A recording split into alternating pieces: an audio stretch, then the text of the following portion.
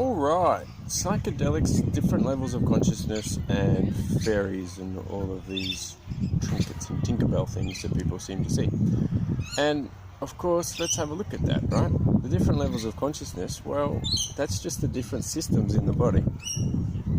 Because the brain and the mind is just a receiver, and until a person has fixed up the 4 elements below, and then comes to the 5th element, being the thyroid and the nervous system, having that expanded through the body, they'll always be relying upon messages coming back or something else that is external from them, because their frequencies are externalizing. And this is why I'm not a real big fan of an external sense of some sort of divine flavor or God, because unless one has their crown awakened and enlightened, which is very few people, but we'd like more, please share and come along, it's fantastic. I'm going to show you how to do it.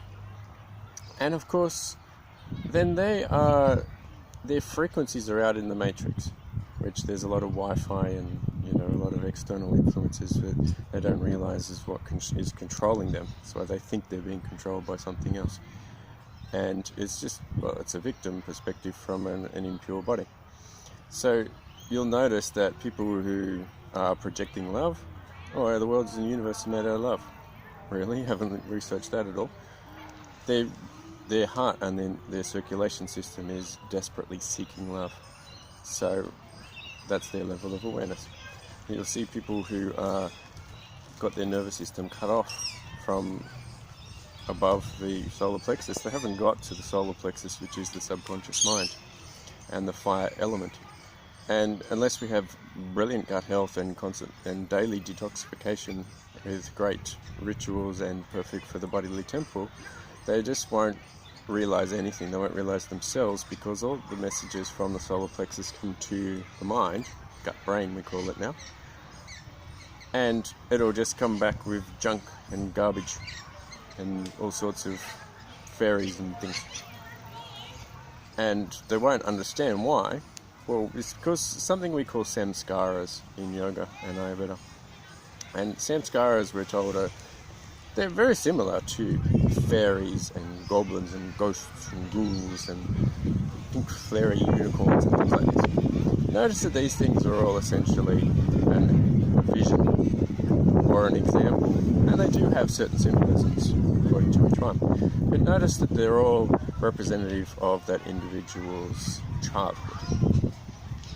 Their childhood memories or childhood emotions and stored stories that were pushed into the parts of the gut and the body that we were unable to process as a child. We attach trauma and all sorts of stories to that, which they're perceived as being our reality, but when we clear them, they disappear. So there can't be a reality if it's able to be just dissipated. And of course, if we take psychedelics, and if we're truly empowered and able to witness ourselves and witness this show of our illusionary reality, because we're in a total, it's not really an apocalypse, but for some people it is, but a hallucination and a projection of a show, especially until we get to enlightenment, we can actually start to perceive who we are as we grow. So each of these little parts of ourselves, viruses and critters and disgusting little growths and mucus and heavy metals and things, all of them have mental and emotional effects, and which send messages to the mind to say, oh, hang on, is that who we are? Oh, for me, clearing up the liver and gallbladder was my first thing I had to do, remarkably, which everyone in the Western world does, because our environment is incredibly toxic. So I thought I was an angry prick all the time, and I'd react emotionally, and of course that has got a lot of a fungus link across the side to the left, across the large intestine, which is related to the spleen reflex point. So then I'd be sad. So I was really sad at my mother's stories that I was co-creating with every relationship, and then I'd get angry when someone showed me love because I was too sad, and that would come back through circulation. See? That's kind of how it works. That's for that part of the body and that level of consciousness. So I was very much stuck in my mind and unable to witness myself and improve myself. So I didn't see those messages. I just didn't understand what it was all about, because this body is subconscious.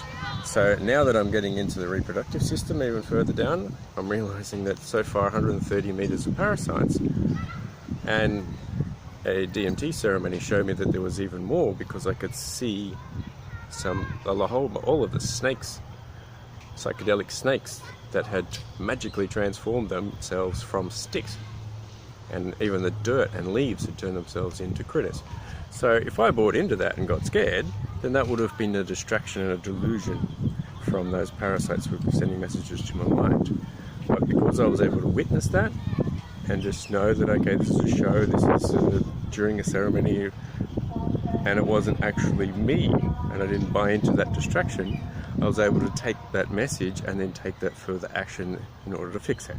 Whereas most people were, oh, you know, this fancy unicorn came here and told me a message, and oh, I'm going to go and see that person and tell them what I really think of them. Nah, they're perceiving through their liver imbalance their angry stories, and they don't realize it because it's subconscious, and because they're not very high level of self-realization. And until at least a person gets to awakening the third eye, and ideally the crown, they are completely unable to get to the cause of anything, because the causal body is the sixth dimension, which starts here.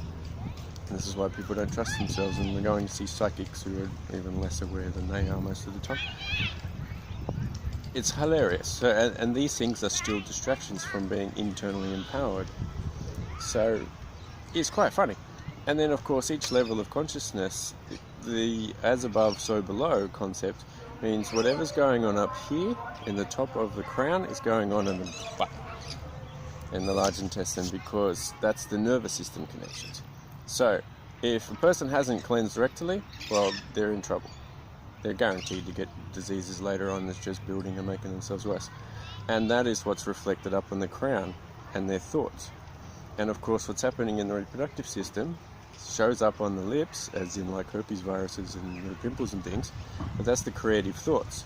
So after removing 130 meters of parasites, and there's still more from my reproductive system, I'm now able to think much more creative solutions and what I need to do for my soul and my spirit, because that's the bottom of my vagus nerve that comes to the right hand side of the brain.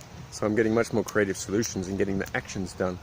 Whereas in the past, when I was still prisoner to those things, I was unable to see the solutions. I was really frustrated and like, all right, I know I need to do this. I need to be a magnificent healer and do lots of fantastic things, but I was unable to get it done. And that was a source of infinite frustration until I could fix my liver and get rid of that frustration, and that was stored in the stuck file.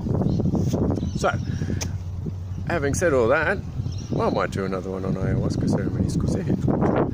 But again, this is why sharing it with a friend, or especially a high vibrational entity, and ideally if you've got access to an enlightened person who has a quality body, not a big fat person, because they're completely deluded with a bunch of parasites and mucus, then it's very helpful to be able to understand and gain a causal body awareness, so you can actually get to the cause and fix it with a solution, rather than getting another story that someone else is looking through their lens of their perception. So, hopefully they covered a few things. Yeah.